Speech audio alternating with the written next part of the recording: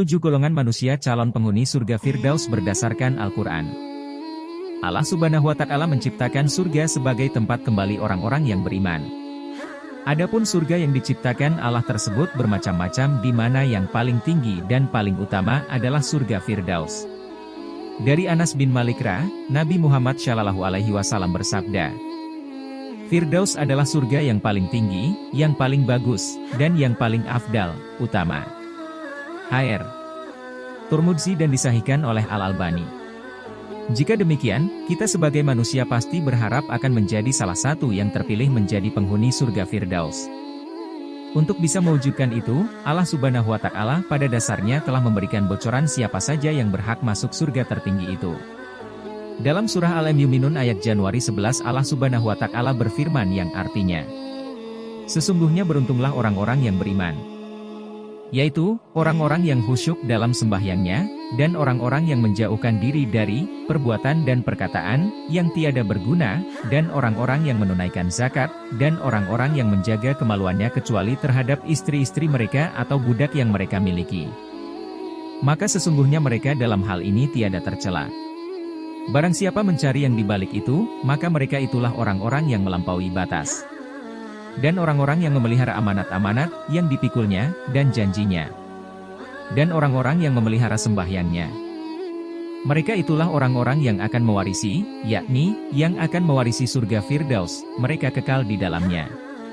Quran Surat Al-Mu'minun, Januari 11. Dari 11 ayat di atas, dikatakan akan ada 7 golongan manusia yang berhak mewarisi, calon penghuni, surga Firdaus. 1. Orang yang khusyuk dalam salatnya. Khusyuk dalam salat meskipun berat tetapi harus selalu diusahakan dengan cara berserah diri, tulus, ikhlas dan memusatkan perhatian hanya kepada Allah dalam menjalankannya. 2. Orang-orang yang menjauhkan diri dari perbuatan tidak berguna. Mereka inilah yang senantiasa memilih perbuatan yang bermanfaat daripada yang membuang-buang waktu.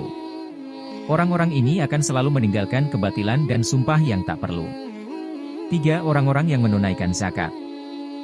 Zakat sendiri menjadi kewajiban bagi setiap muslim yang harus selalu dikeluarkan setiap tahunnya. Zakat membuktikan bahwa kita harus berbagi karena di dalam harta yang kita peroleh terdapat hak orang lain. Lebih dari itu, zakat berguna untuk menyucikan harta serta jiwa seseorang. 4. Orang-orang yang menjaga kemaluannya dari perbuatan keji dan zina. Perbuatan ini sangat dilarang oleh Allah meskipun hanya mendekatinya. Oleh sebab itu siapa saja yang berhasil menjauhinya jelas akan mendapat pahala yang besar. 5. Orang-orang yang menahan pandangannya.